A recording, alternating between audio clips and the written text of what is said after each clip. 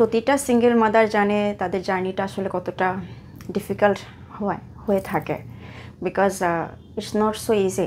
ভালোবাসা টিকে থাকে সম্মানের উপর, দুজনের রেসপেক্টের উপর, আর একটা বিয়ে টিকে থাকে রেসপন্সিবিলিটিসের উপর।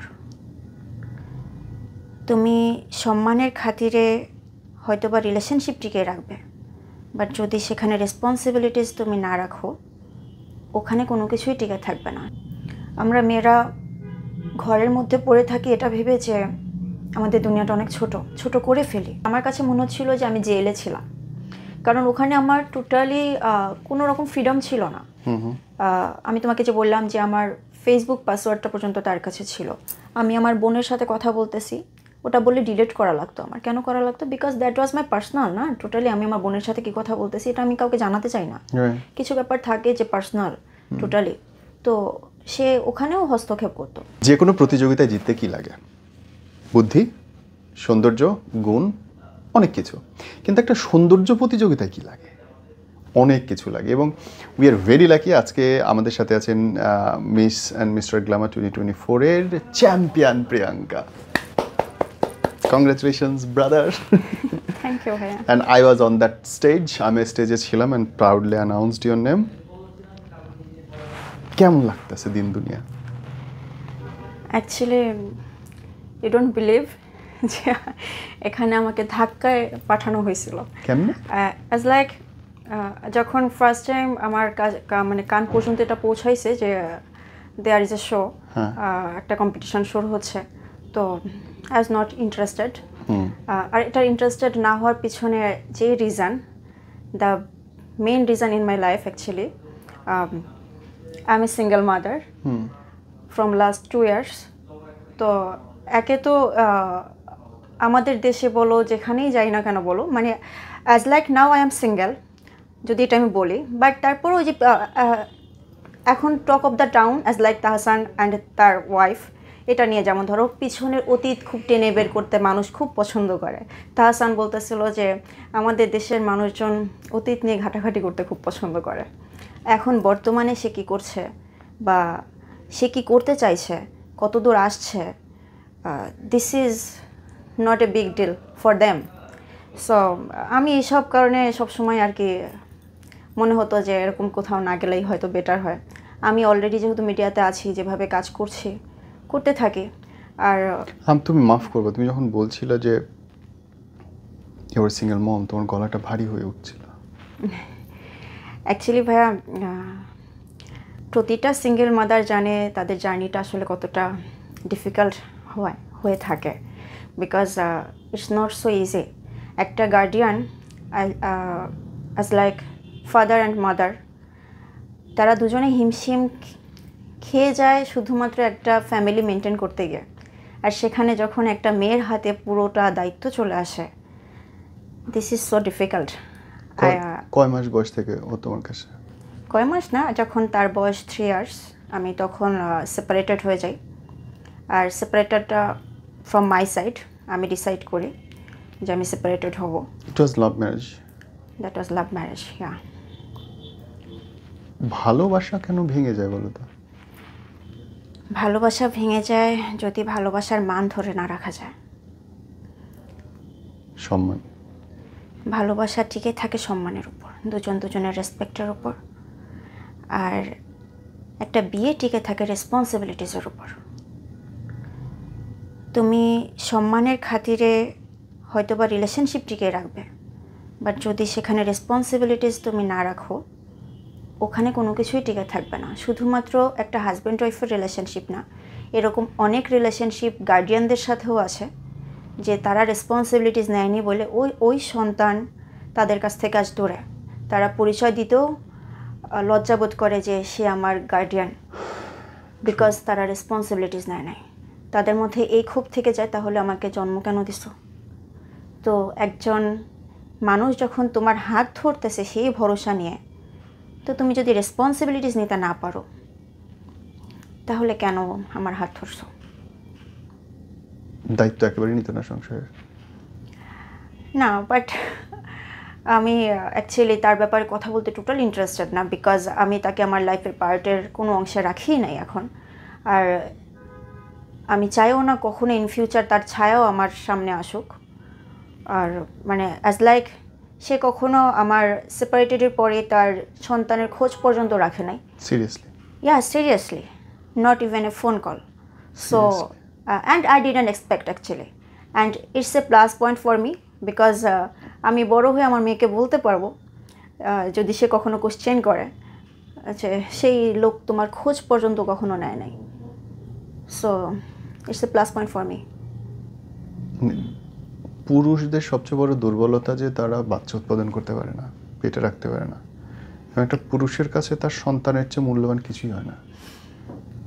এরকম অনেক বাবা দেখছি যে হাতে বাচ্চা নিয়ে রিক্সা চালাচ্ছে। হ্যাঁ, এরকম অনেক বাবা দেখছি যে তার ওয়াইফ মারা গেছে বাট সে তার লাইফ স্যাক্রিফাইস করে দিছে তার সন্তান মানুষ করতে গিয়ে। And I really respect them. আমি অনেক অবাক হয়ে যাই যখন এই টাইপের মানুষ দেখি। আর এরকমও বাবা দেখছি যে জন্ম দিয়ে মনেও রাখে নাই, যেটা আমার নিজ লাইফের practical experience. So I hate হিম।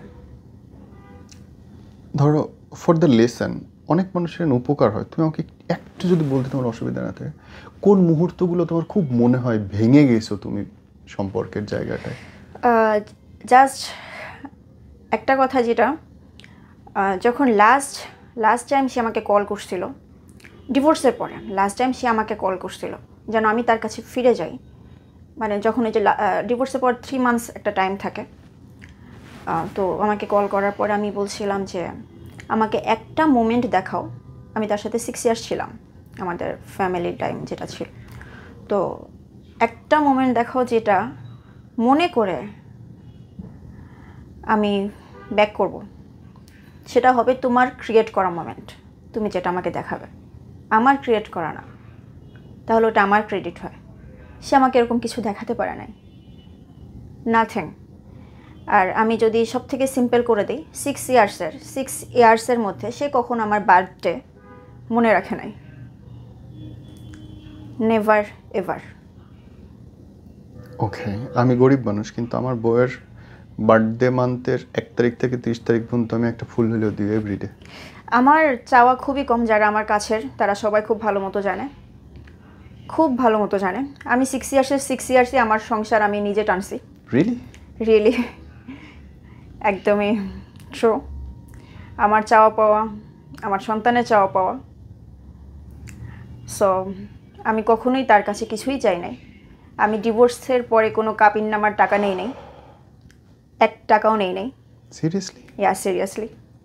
কত টাকা ছিল কাবিন? খুবই কম ছিল। আমি চাইলেই সে যেটা লিখে দিছিল আমি সেটাই নিছিলাম, 2 লাখ ছিল। বাট আমি 1 টাকাও নেই নাই। আমার কোনো দাবি দাওয়াই ছিল না। ও মাই god.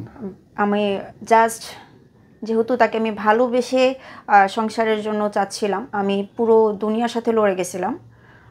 That was intercaste marriage also, because আমি খ্রিস্টিয়ান ছিলাম, সে মুসলিম ছিল। মানে সব কিছু মিলিয়ে হচ্ছে পুরো কালচারের বিরুদ্ধে যাওয়া, ফ্যামিলির বিরুদ্ধে যাওয়া। তো আমি চাচ্ছিলাম যে কোনো উপায়ে আমার সংসারটা টিকে যাক। এরকমভাবে আসলে অনেক মেয়েরা মানে দেয়ালে চাপা পড়ে হলেও চায় সংসার টিকে যাক, কারণ মা বাবার কাছে, সোসাইটির কাছে, সন্তানের কাছে হার মানতে চায় না। তো আমিও ট্রাই করছি। আমি একবারে ফার্স্টেই ডিভোর্স দিই নাই, মিনিমাম 3 থেকে 4 বার আমি ডিভোর্স পর্যন্ত গিয়ে ফেরত আসছি, যেন আরেকবার দেখি। শেষ পর্যন্ত আমার এক কাজিন আছে, আমি নাম নিচ্ছি না, তো আমি আমার কাজিনের সাথে সব শেয়ার করতাম। আমি আমার কাজিনকে যখন একবার লাস্ট টাইম ফেরত গিয়ে আবার ফেরত আসছি, তো আমাকে দিদি বলতেছে যে তুমি আবার ফেরত গেছো? আমি বলতেছি হ্যাঁ দি। পরে বলতেছে আর কত? আমি বললাম যে আচ্ছা, একটা কলা গাছ থেকে যায় না? আমি ওকে আমার লাইফের এভাবে মেনে নিলাম যে থাকুক না, আমিও দেখি না। বাট এত কিছুর পরেও সব শেষে গিয়েও মনে হলো যে that was a big mistake in my life. এই যে বারবার মেনে নেওয়া, শুধুমাত্র এটা আমার ক্ষেত্রে বলবো না, আমি সব মেয়েদের ক্ষেত্রে বলবো। আমরা মেয়েরা ঘরের মধ্যে পড়ে থাকি এটা ভেবে যে আমাদের দুনিয়াটা অনেক ছোট করে ফেলি একটা মানুষের জন্য।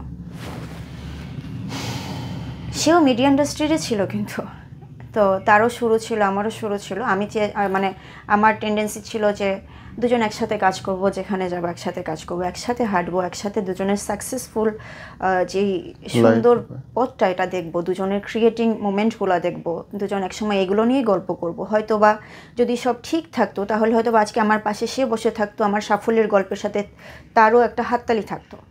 বাট সে কী করছে, আমাকে সব স্বপ্ন দেখিয়ে এনে আমাকে পুরোপুরি আটকে দিছে। আমি কিন্তু কোনো কাজ করতে পারি নাই 6 ইয়ার্স, আমাকে কাজ করতে দেয় নাই, আমার স্টাডি বন্ধ করে দিছে, আমার ফ্যামিলির সাথে 3 বছর কন্ট্যাক্ট করতে দেয় নাই। আমার ছোট ভাই যে ইনফ্যাক্ট তার সাথে পর্যন্ত কন্ট্যাক্ট করা তার কাছ থেকে নিষেধ ছিল। আমার ব্লাড আপন ভাইয়ের সাথে কথা বলতে পারে না, মা বাবার সাথে কথা বলতে পারে না। যখন আমার মেয়ে, আমার পারিসা হয়, আমার ফ্যামিলি তারপর থেকে আমার সাথে কন্ট্যাক্ট শুরু করে। আর তখন আমি আসলে মাতৃত্বর স্বাদ পাওয়ার পরে আমি বুঝতে পারছিলাম যে আমি তাদেরকে কতটা কষ্ট দিছি, কতটা কষ্ট দিছি। মানে একটা মেয়ে তো বাবার কলিজার জিনিস হয়।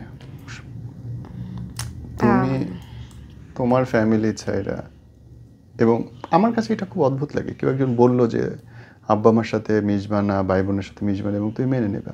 না, মেনে নেই নাই। আমি কন্ট্যাক্ট করতাম খুবই লুকিয়ে লুকিয়ে। ইনফ্যাক্ট এরকম হতো, সে 6 বছরে 6 বছর আমার ফেসবুক পাসওয়ার্ড নিয়ে রেখে দিছিল।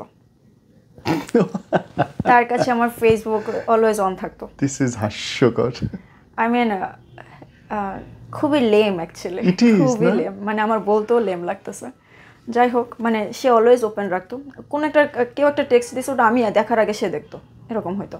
অ্যাজ লাইক আমার কোনো কাজ ছিল না, 24 ঘন্টায় ঘরে পড়ে থাকতো।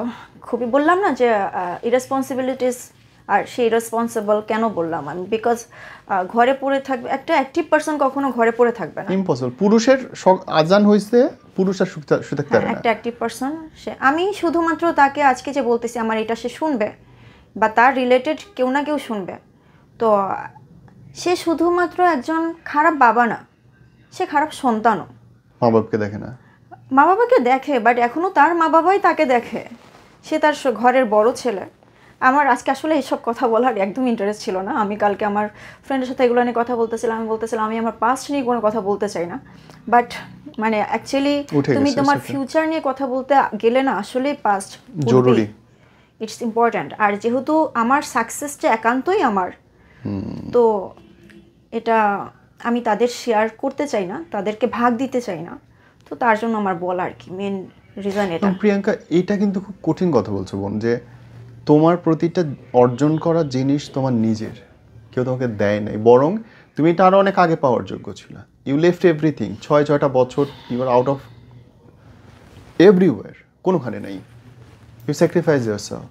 তখন হচ্ছে 2017-এর শুরুর দিকে আমার সাথে আমার ফার্স্ট কাজ আসে নাটকের সিয়ামের সাথে। তো তখন সে আমার সাথে ছিল। তখন হচ্ছে সিয়ামের সাথে ঈদের একটা নাটকের কাজ পড়ে, গার্ডিয়ান অ্যালাউ, মালয়েশিয়াতে শ্যুট হবে, কিছু শ্যুট মালয়েশিয়াতে, কিছু শ্যুট বাংলাদেশে। তাকে আমি বললাম যে তখন সিয়ামও একদমই নিউ মানে উঠে আসতেছে। তো that was a big opportunities for me, অবশ্যই। বাট আমি তাকে বললাম যে গার্ডিয়ান অ্যালাউ করতেছে, সো প্লিজ মানে করতে দেয় নাই। আমার এটা রিজেক্ট করতে হলো। আর এভাবেই এই ফার্স্ট কাজ থেকে শেষ পর্যন্ত করে আমাকে আস্তে আস্তে আস্তে আস্তে সব কিছু থেকে গুটিয়ে নিয়ে এসে আমিও একদম ঘরোয়াই হয়ে গেলাম। কিছু কাজ করছি, আমার প্রোফাইল চেক করলে পাওয়া যাবে, বাট ওগুলো টোটালি অনলাইন রিলেটেড। আমাকে অনলাইনের যারা কিছু ওনার আছে, পেজ ওনার, তারা আমাকে ড্রেস সেন্ড করতো, আমি তাদেরকে শ্যুট করে দিতাম বা লাইভ করে দিতাম নিজেকে টিকিয়ে রাখার জন্য। যেহেতু এটা আমার একটা শখের প্ল্যাটফর্ম, অ্যাকচুয়ালি আমি এটা শখের প্ল্যাটফর্মই বলি, কারণ যেহেতু আমি টোটালি খেয়ে পরে লেগে উঠি নাই এই কাজকে পাওয়ার জন্য, আমি অলওয়েজ ফ্যামিলিকে প্রায়োরিটিস দিছি, তার জন্য হচ্ছে এটাকে আমি শখের প্ল্যাটফর্ম বলি। তো ওই শখের প্ল্যাটফর্মটাকে নিজের কাছ মতো করে একটু ধরে রাখার জন্য আমি ট্রাই করে গেছিলাম যে কোথাও না কোথাও যেন প্রিয়াঙ্কাকে কেউ মনে রাখে। তো আমি আমার চেষ্টা এভাবে চালা যাচ্ছিলাম। আর যখন ডিভোর্সের পরে, আমাকে মাফ করো, আমি জায়গাটা একটু ধরতে চাই। ডিভোর্সের পরে একটা ছেলের আসলে কিছুই হয় না, না তার শরীরে বাচ্চার দাগ থাকে, না তার অর্থনৈতিক ক্ষতি হয়, না তার সোশ্যাল ক্ষতি হয়, কিছুই হয় না ইনফ্যাক্ট। কিন্তু একটা মেয়ের সব ধ্বংস হয়ে যায়, শুরুও না, শুরুরও নিচে চলে যায় সে। তার একটা বাচ্চা থাকে, ডিভোর্সি নারীদেরকে এখনো সমাজ ঠিকঠাক মতো সম্মান দেয় না, কাজ কর্ম সব কিছু থেকে পিছিয়ে যায়। ওই অবস্থা থেকে উঠে আসাটা প্রিয়াঙ্কা অনেক অনেক জটিল না? খুবই ডিফিকাল্ট ভাইয়া। ফার্স্ট অফ অল মেন্টালি কিন্তু একটা মেয়ে ব্রোকেন থাকে, যদিও আমি বলবো আমি ব্রোকেন ছিলাম না, বিকজ বললাম না যে আমার কাছে মনে হচ্ছিলো যে আমি জেলে ছিলাম, কারণ ওখানে আমার টোটালি কোনো রকম ফ্রিডম ছিল না। আমি তোমাকে যে বললাম যে আমার ফেসবুক পাসওয়ার্ডটা পর্যন্ত তার কাছে ছিল, আমি আমার বোনের সাথে কথা বলতেছি, ওটা বলে ডিলিট করা লাগতো আমার। কেন করা লাগতো? Because that was my personal না, টোটালি আমি আমার বোনের সাথে কী কথা বলতেছি এটা আমি কাউকে জানাতে চাই না। কিছু ব্যাপার থাকে যে পার্সোনাল টোটালি, তো সে ওখানেও হস্তক্ষেপ করতো। তো ওটা মানে আমার কোনো রকম কোনো ফ্রিডম ছিল না। আমি শুরু থেকে কোনো ফ্রেন্ডশিপ মেনটেন করার মেয়ে না, মানে খুব যে অনেক ফ্রেন্ডশিপ, অনেক আড্ডাবাজি, অনেক মানে যে কেউ আমাকে দেখলে হুট করে ভাববে যে নিশ্চয়ই এই মেয়ে প্রচুর প্রচুর প্রচুর মডার্ন, খুব মডার্ন টাইপের লাইফ লিড করে। বাট আমি স্মোক বলো, তারপরে এখনকার জগতের ছেলে মেয়েদের অ্যাজ লাইক তারা এসএসসি পাস করে বা এসএসসি পড়তে মানে ইয়া দিতেছে, তারা সব লাউঞ্জ চিনে, তারা সীসা বার চিনে, বাট আমি এগুলো থেকে টোটালি নিজেকে দূরে রাখছি এখন পর্যন্ত, এগুলো মেনটেন করে। আর যারা আমার কাছের তারা এগুলো জানে। তো আমি কখনোই এই টাইপের ছিলাম না, আমার দুনিয়াটা মানে টোটালি একটা ছোট দুনিয়া ছিল, কখনোই কোনো ফ্রেন্ডশিপ মেনটেন করি নাই, কিছুই না। কিন্তু তারপরও এই মানুষটার কাছে কেন জানি না মানে পুরোপুরি স্যাটিসফ্যাকশন আমি আনতে পারি নাই, কখনোই পারি নাই। সব কিছুতে খুঁত ধরা ছিল, খুঁত ধরা সব কিছুতে। তারপরে হচ্ছে ড্রেস আপ। আমি ভাইয়া আজকে এই যে এত বছর আছি মিডিয়া লাইনে, আমার কাছে প্রচুর এই টাইপের অফার আসে যে ওয়েস্টার্ন শ্যুট করতে হবে। আমি টোটালি আগে থেকে বলেছি আমি বডি শো করা পছন্দ করি না, ওয়েস্টার্ন ড্রেস পছন্দ করি, বাট যতটা সামঞ্জস্যপূর্ণ আমার নিজের কাছে মনে হয় আমি সেটা মেনটেন করার পছন্দ করি। আর এসবের জন্যই আমি এটাকে শখের প্ল্যাটফর্ম করি, কারণ অ্যাকচুয়ালি মিডিয়াতে যদি তুমি হ্যাঁ বা না এত তো কথা বলো তো হবে কি যে কাজ আসবে আসবে না এই টাইপের। যারা টোটালি প্যাশন ধরে তাদের কাছে প্যাশানের জায়গাটা অন্যরকমই, আর আমি তাদেরকেও রেসপেক্ট করি বিকজ তাদের এটা প্যাশান, তারা আছে বলে আমাদের ইন্ডাস্ট্রি আসলেই এখন পর্যন্ত টিকে আছে। আমার মতো থাকলে আসলে টিকে থাকবে না। তো কিন্তু তারপরেও এই লোকের কাছে মেনটেন করতে পারি নাই। মানে তোমার অনেকই শালীন ড্রেস, ইনফ্যাক্ট কোথাও অশালীন বলার জায়গা নেই। এই টাইপ ড্রেস নিয়েও তার অভিযোগ ছিল। আর তখন তো আমি এই টাইপ ড্রেসও মেনটেন করতাম না। এখন না হয় আমি মানে একটু জাঁকজমকপূর্ণ ড্রেসগুলো পরতেছি, তখন ধরো পরতাম গাউনের সাথে ওড়না নিছি, এটা হইছে গাউনের সাথে ওড়না কেমনে যায় যাতে সে একটু খুশি থাকে, যাতে তার কোনো কমপ্লেন না থাকে। গাউনের সাথে ওড়না যায়। তারপরে ধরো তার রিলেটেড কোথাও বেড়াতে গেলাম, আমি 3 পিস মেনটেন করছি। যদি 3 পিস না পরি তাহলে ফুল লং যে গাউনটা আছে বা ওই যে ফ্রক স্টাইলের লং যে ইয়াগুলো আছে ওগুলো মেনটেন করছি। আমার খুব পছন্দের ড্রেস না ওগুলা। আমি ছোটোবেলা থেকে একটু আমার ফ্যাশন সেন্স ব্রড মাইন্ডেড টাইপের, জাস্ট বডি শো করবো না, বাট আমার ফ্যাশন সেন্স যে কেউ পছন্দ করবে আমি নিজেও বুঝি, আমারও পছন্দ হয়, আমাকে অনেকেই আমার ফ্যাশন সেন্স থেকে ফলো করে এটাও বুঝি। বাট তারপরেও নিজের ফ্যাশন সেন্স বাদ দিয়ে যাতে তার দিকে কেউ আঙুল না তুলে, সে যেন কোনো কথা না বলে, ঘরে যেন এটা নিয়ে অশান্তি না হয়, এটা মেনটেন করতাম। বাট এখানেও প্রবলেম হতো। তো যখন আমি ডিভোর্সের পর বের হয়ে আসলাম ভাই, that was feel like a freedom. আমার মাথা থেকে মনে হলো যে 10 মন কিছু নামিয়ে দেওয়া হয়েছে, যে আমি আমার গেট খুলে দেওয়া হয়েছে যে প্রিয়াঙ্কা তুমি এখন অ্যাটলিস্ট কাজ করতে পারবা। নো ভাইয়া, তুমি তোমার পছন্দের ড্রেস পরতে পারবা। ট্রাস্ট মি, খুব ভালো ছিল এটা। ড্রেস একটা ইম্পর্টেন্ট থিং। তোমার একটা ফ্যাশন, ধরো অ্যাজ লাইক তুমি একটা ড্রেস পরছো, ভাই ভালো লাগতেছে না, এটা পরো না, অন্য কিছু পরো। বাট তুমি দেখতেছো তোমাকে ভালো লাগতেছে, তুমি দেখতেছো অফকোর্স আমি যাচ্ছি এটার সাথে, তুমি প্রথম দিন মেনে নিলা, দ্বিতীয় দিন সেম, না না এটা পরো না ওটা পরো, একবার দুইবার তুমি নিবা। আমি তো একবারও নিব না। আমি বললাম না, ধরো ওই যে মেনটেন করার ক্ষেত্রে একবার দুইবার তুমি নিবা, বাট কতদিন? অ্যাটলিস্ট একটা মানুষের, তাই না ভাইয়া, পোশাকটা হচ্ছে আমাদের মৌলিক অধিকার, অন্ন বস্ত্র বাসস্থান। হ্যাঁ, তো সেই পোশাকের মধ্যে যদি হস্তক্ষেপ করা হয় কেমন হয়? অ্যাজ লাইক আমাদের মুসলিম কান্ট্রি আমাদের না, বাট এই মুসলিম কান্ট্রিতেও আমাদের মুসলিম অনেক মেয়েরা বোরখা পছন্দ করে না, কিন্তু শালীন ড্রেস পরে সবাই, তাই না? শালীন ড্রেস পরে, বাট বোরখা পছন্দ করতেছে না। এরকম আছে অনেক ফ্যামিলি থেকে বোরখা পরার জন্য প্রেশার ক্রিয়েট করে, তারা ফ্যামিলির জন্য পরে। বাট এরকম আছে আমার অনেক বান্ধবীরা এসে বলে আমার বাবার প্রেশারে পড়তেছি, আমার কিন্তু পছন্দ না। আবার যার পছন্দ তুমি তাকেও ডমিনেট করতে পারো না যে বোরখা পরা যাবে না, হিজাব পরা যাবে না, অমুক জায়গায় হিজাব পরো না, আমার মান সম্মান চলে যাবে।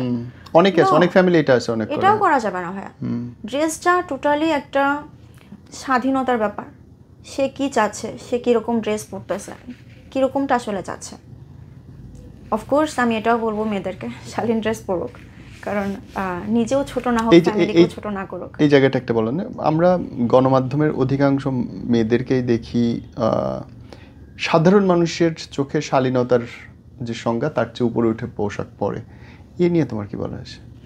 এই যে আমি একটু আগে প্রথমেই বললাম যে স্বাধীনতা ব্যাপারটা, দীপিকা পাড়ুকোনের একটা খুব ভাইরাল হয়েছিল একটা ভিডিওস। এক সাংবাদিক তাকে জিজ্ঞাসা করছিল এরকমভাবে যে আজকে আপনাকে অনেক সুন্দর লাগতেছে, কারণ আপনার ড্রেস সুন্দর। পরে দীপিকা বলছিল যে আমি ড্রেস আমার জন্য পরি, অন্য কারোর জন্য না। আমাকে কেমন লাগতেছে আমি আমার জন্য পরি। তো আমি বললাম না ভাই, যে হিজাব পরতে পছন্দ করে আমি তাকে ওটাতেই বলবো, সে ওটাই পড়ো।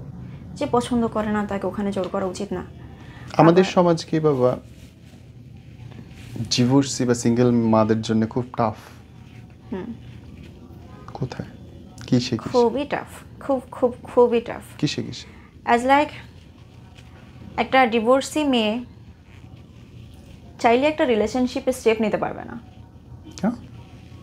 হ্যাঁ, সবার আগে তো সোসাইটি কথা বলবেই, সিঙ্গেল মাদার আবার রিলেশন করে।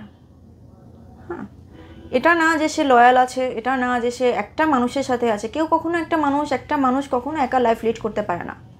Honestly speaking, there is someone যার একটা শক্ত হাত আমার পেছনে আছে, and I am really very proud of him. আর এই যে এত দূর এগিয়ে আসা, আমি সত্যি গ্ল্যাড ফিল হইতাম যদি আজকে তাকে আমি পাশে বসাইতে পারতাম। Oh, there is someone? Of course there is someone. Okay. আর যার সাপোর্টটা আমার লাইফের, আমি যা গত 6 বছর পাই নাই, ওই মানুষটার কাছ থেকে ওই সম্মান, ওই ভালোবাসা, ওই সাপোর্ট আমি পেয়ে আসছি। কিন্তু এই যে আমি বলতেছি ভাইয়া, এই সেম কথাগুলো, যে কোশ্চেনগুলো তুমি আমাকে মাত্র করলা, এগুলো আমাকেও শুনে আসতে হয়েছে। সিঙ্গেল মাদার আবার রিলেশনশিপ, ইনফ্যাক্ট আমার খুব কাছের মানুষদের কাছ থেকেও শুনতে হয়েছে যে আমি সিঙ্গেল, আমি রিলেশন থাকতেই পারে, কিন্তু তুমি সিঙ্গেল মাদার, তুমি ডিভোর্সি মেয়ে, তুমি কেন রিলেশনশিপে যাবা? তো আমার কাছের আরও একজন তাকেই সেম কোশ্চেন করছিল তখন, যে তুমি সিঙ্গেল, তোমার 10টা রিলেশনশিপ থাকতে পারে আর তার একটা রিলেশনশিপ সে রাখতে পারবে না, এটা কেমন কথা? আমাদের সোসাইটি কালচার ফলো করে, আমাদের সোসাইটি সব কিছু ফলো করে, বাট আমাদের সোসাইটি এখনও এত পিছিয়ে কেন ভাই জানো?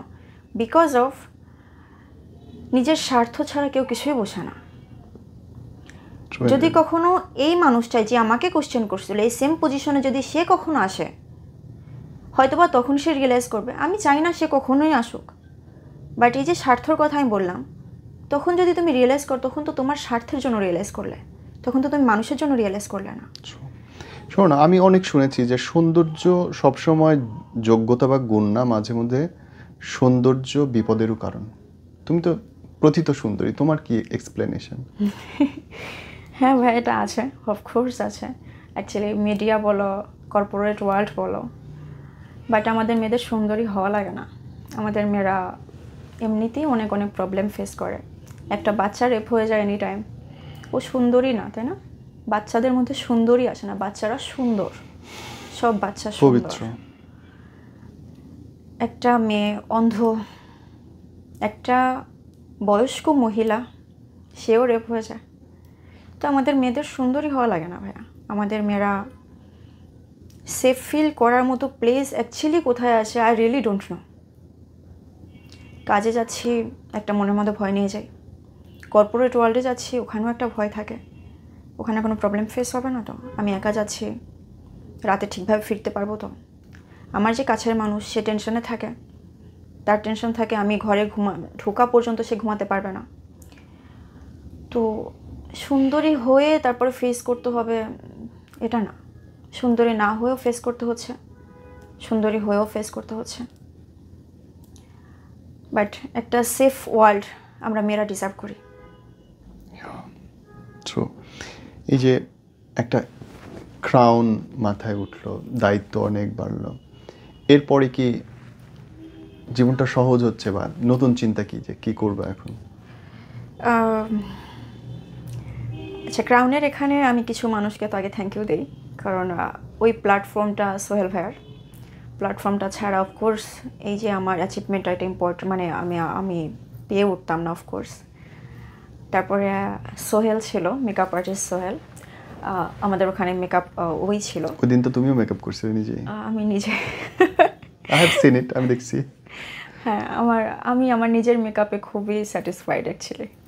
আর যেটা আমি পারি না আমি স্বীকার করতে আমার টোটালি এক সেকেন্ড বাধে না ভাইয়া, যে আমি পারি না, ওটাতে আমি ছোট ফিল হই না। আবার যেটা আমি পারি ওটা বলেও বড় ফিল করি না, জাস্ট নিজের স্যাটিসফ্যাকশান যে আমি পারি, আমি পারবো। সো ওটাই তো। ওই দিন সোহেলই ছিল মেকআপের, সোহেলই আমাদের পুরো সেশনটাতে ওই ছিল মেকআপ আর্টিস্ট হিসাবে। তো ওই আমাকে ঠেলে একমাত্র যে চলো তোমাকে যেতে হবে এই কম্পিটিশনে, মানে ও প্রচুর ভাবে জোর করে নিয়ে গেছে আমাকে এই কম্পিটিশনে। So we are eagerly waiting actually যে কখন পাওয়া যাচ্ছে তোমাকে, আবার রেগুলার কাজে পাওয়া যাবে এখন থেকে? এখানেও কিছু প্রতিবন্ধকতা আছে, যেটা আমার নিজের বলতে আমি সিঙ্গেল মাদার হিসেবে বলো, ফ্যামিলি মেনটেন করা বলো। আমি ফ্যামিলি মেনটেন বলতে আমি আর আমার মেয়ের, আমার মেয়ের যে দুনিয়াটা আছে, ছোট একটা দুনিয়া, আমি এটা খুব মেনটেন করার ট্রাই করি, যাতে কখনো ওর দিকে কেউ আঙুল না তুলে। তো কাজের ক্ষেত্রে বলো, মিডিয়াতে এখন ফেসের অভাব নাই ভাইয়া, because there is so platform, অনেক জায়গায় কাজের অনেক জায়গা। হ্যাঁ, আর প্ল্যাটফর্ম প্রচুর এখন, প্ল্যাটফর্ম প্রচুর। আর এখন মিডিয়াতে মানুষ ভালো কাজের থেকে ভিউজ খুব ইম্পর্টেন্ট, ভীষণ। এই যে নাম নিলে আমি জানি না এগুলো ঠিক হবে কিনা, বাট না নিয়েও পারছি না। ক্রিম আপা একটা মা হিসাবে অফকোর্স আমি তাকে বাহবা দিব, বিকজ আমিও দেখতেছি তার স্ট্রাগলিং লাইফ। সেও নিজের মতো করে একটা প্ল্যাটফর্ম থেকে উঠে এসে অফকোর্স তার সন্তানদের জন্য হোক, নিজের জন্য হোক, একটা জায়গা ক্রিয়েট করছে। But as a influencer I will give her 0, যে কিনা ঠিকভাবে কথা বলতে পারে না, নিজেকে প্রেজেন্ট করতে পারে না, তাকে নিয়ে মানুষ শ্যুট করার জন্য পাগল হয়ে যাইতেছে। আমি দেখলাম যে শ্যুট করতে এসে সে এমন কিছু কথা বলতেছে, তাতে বরং যে শ্যুট করাতে নিয়ে আসছে সেও অপমানিত হচ্ছে। বাট ডাজন্ট ম্যাটার, বিকজ তার রিচ হচ্ছে, তার প্রোফাইল রিচ হচ্ছে, ওটাতে তার ইনকাম হবে, ভিউজ হবে, this is the main things. But আদৌ ওই মানুষটা, গতকালকেই ভাইয়া আমি সুস্মিতা সেনের একটা কিছু একটা দেখছিলাম, ফেসবুকে রিলস আসছিল।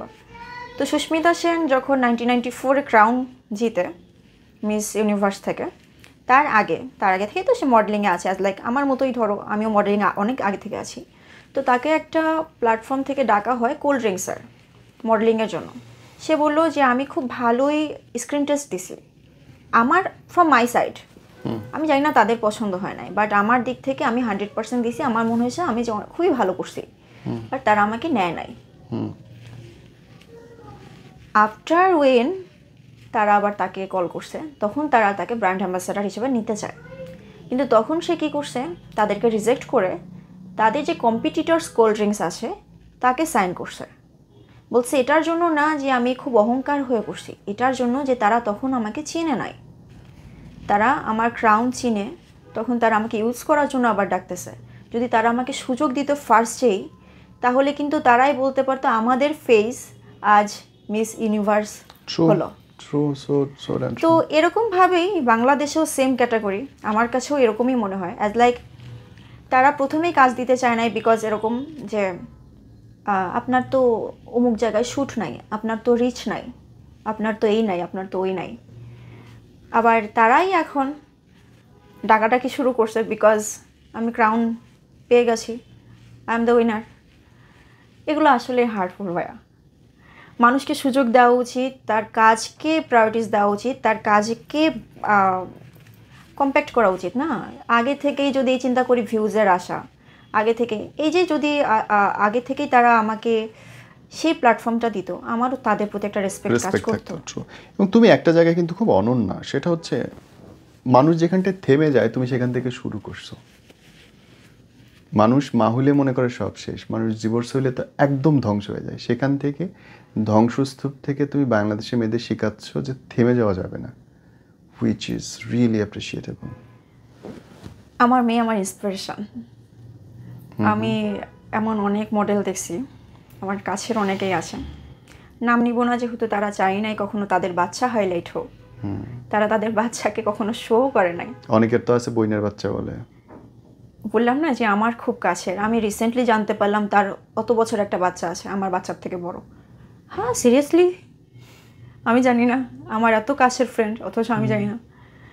তো আমাকে অনেকে অনেক জায়গা থেকে ইন্টারভিউ নেওয়ার সময়, কাজের সময় এরকম বলে দিছে যে প্রিয়াঙ্কা যাবা যখন তুমি গিয়ে বলো না তুমি তোমার বাচ্চা আছে, তোমাকে দেখলে এমনি বোঝা যায় না। আচ্ছা ঠিক আছে বলবো না, বাট গিয়ে আমি আগেই বলছি যে আমি সিঙ্গেল মাদার। আর আমি কখনো আমার বাচ্চাকে হাইড করি নাই, আমার প্রোফাইল থেকে হোক যেখানে হোক আমি কখনো হাইড করি নাই, বিকজ আমার যতটুকু যা করার আমি ওর জন্যই করতেছি, তো আমি কেন তাকে হাইড করব। আর একজন মা হিসাবে যারা এটা করতেছে, ট্রাস্ট মি তারা খুবই ভুল করতেছে, বিকজ ওই বাচ্চাও এটাই করবে বড় হয়ে, মাকে সাইড করে দেবে। Karma career important but family থেকে না। True. Priyanka Bon, thank you. It was good to talk to you. For the last, if you want to say something for your audience. অডিয়েন্সদের এটাই বলবো যে থ্যাংক ইউ সো মাচ। আমি জিতে আসার পরে না জিতে আসলে বুঝতাম না আমার এত এত শুভাকাঙ্ক্ষী আছে। সত্য সত্য যারা অনেক স্ট্রেট ফরওয়ার্ড কথা বলে তাদের শুভাকাঙ্ক্ষী অনেক কম থাকে। তো আমাকে সবাই বলে সবসময় যে বড় পিন ছিল, না জিতলে জানতাম না আমার এত শুভাকাঙ্ক্ষী। সবাই আমাকে অনেক বেশি মানে অ্যাপ্রিসিয়েট করছে, আমার ফ্রেন্ড সার্কেল, আমার স্কুলমেট থেকে শুরু করে ইচ অ্যান্ড এভরিওয়্যার। তো I am really thankful to them. And অনেকে আমাকে এটা বলছে প্রিয়াঙ্কা যেরকম ছিল ওরকমই থাকো। অফকোর্স আমি ওরকমই থাকবো, ওরকমই আছি, যেরকম ছিলাম সেরকমই আছি। এটা আমার একটা অ্যাচিভমেন্ট, আর অ্যাচিভমেন্টের জায়গাটা এখনও অনেকটা জায়গা খালি, অনেকগুলো অ্যাচিভমেন্ট পাওয়ার আছে এখনও, জাস্ট শুরু করলাম। তো আমার জন্য দোয়া করুক তারাও, আর তাদের জন্য আমার অনেক অনেক ভালোবাসা রইল, বিকজ তাদের ছাড়াও আসলে আমি কিছুই না। একজন পাবলিক ফিগার, একজন মিডিয়া রিলেটেড ব্যক্তিত্ব without public it's not happening actually. It is indeed. And thank you. আমি আসলে আশা করি নাই এত স্ট্রেট অনেকগুলো অ্যান্সার দিবে। Thank you for that. তোমার সাথে আমার পরিচয় অনেক আগে থেকে, আমাদের মানে ছোট ছোট জায়গায় কিছু কিছু মোমেন্ট হয়েছে, বাট তোমার কাছে আসার রিজনও আমার এটা, বিকজ আমি জানি যে সব জায়গায় স্ট্রেট ফরওয়ার্ড কথা বলার জন্য বলে দেয় আগে থেকে এইভাবে বলো না, হ্যাঁ এটা করো না। কিন্তু আমি জানি যে এখানে অ্যাটলিস্ট আমি আমার স্বাধীনতা পাবো, আমি আমার মতো করে কথা বলতে পারবো। আর দোয়া করো ভাই আমার জন্য, অলওয়েজ তোমার বোন আরো আগাক ইনশাআল্লাহ। Thank you. আচ্ছা লাস্টলি একটা লাস্ট কোশ্চেন। অনেকেই বলে যে কম্পিটিশনে জাজমেন্টে 2 নাম্বারই হয়, সে সামথিং। এখানে একটা কথা আমি বলবো, আসলে আমি একটা জায়গায় জাজের একটা এক্সপিরিয়েন্স আমার আছে, আমার প্রোফাইলেই আছে। ওটা ছিল ইন্টারন্যাশনাল কিছু একটা প্রতিযোগিতার ছিল। তো ওখানে হচ্ছে আমি র্যাম্পের জন্য জাজ ছিলাম। তো দ্যাট ওয়াজ এক্সপিরিয়েন্স। আর ওখানে বসার পরে কোনো একটা জায়গায় তুমি বসলে তুমি এক্সপিরিয়েন্সটা না করা পর্যন্ত তুমি ওটা বলতে পারবে না অ্যাকচুয়ালি। অনেকে আমাদের যে কম্পিটিশন আমি ওগুলাতে দেখলাম অনেক বেশি বেশি ভিউজ, প্রচুর views, I mean million views. আমার কোশ্চেনে দেখলাম যে সব থেকে হাইয়েস্ট ভিউজ আমার কোশ্চেনের উপর গেছে। তো ওখানে দেখতেছিলাম যে মানুষের প্রচুর জাজমেন্ট আমাদের জাজ নিয়ে, অমুককে কেন জাজ বানাইছে, এ কয়টা মুভি করছে, এর মানুষ চিনে কয়জন, এই টাইপের কিছু কথা ছিল। বাট অ্যাকচুয়ালি তোমার কোশ্চেনের জন্য থ্যাঙ্কস, বিকজ ওখানে আমি অ্যান্সার করলে হয়তো বা 2-1 জন দেখতো। আমার এই অ্যান্সার যদি 50 জন মানুষও দেখে তো তারা আর এই 50 জনের থেকে যদি 20 জন মানুষ এটা আসলেই একটু পজিটিভলি চিন্তা করে, ওটা আমার একটা পাওয়া হবে আর তাদের জন্য একটা শেখা হবে। সেটা হচ্ছে ভাইয়া, ওখানে ছিলেন অপু বিশ্বাস, ওখানে ছিলেন নুসরাত, ওখানে ছিলেন মারিয়া কিসপোট্রা, জয়, ওখানে ছিলেন জয় ভাইয়া। তো সবার মধ্যে জাজ কিন্তু একজনকে রাখা হয় নাই। কেন রাখা হয় নাই? কারণ একজন সব দিক থেকে পারফেক্ট হয় না। অপু বিশ্বাস বাংলা সিনেমার কুইন, হলিউড কুইন। অপু বিশ্বাসের সব থেকে বেশি সুন্দর জিনিস যেটা আমি বলবো আমার দিক থেকে, from my side, how she talk. She is pretty, তার কথা বলার style is so so so good. Joy ভাইয়াকে যদি আমি বলি ফ্রম মাই সাইড, অসাধারণ দেখতে, অসাধারণ দেখতে, অসাধারণ ব্যক্তিত্ব, আর তার অর্গানাইজ মানে যেটা সে মেনটেন করছে। আরেকটা জিনিস আমি দেখছিলাম, তার dance quality is so good, ভালো নাচে।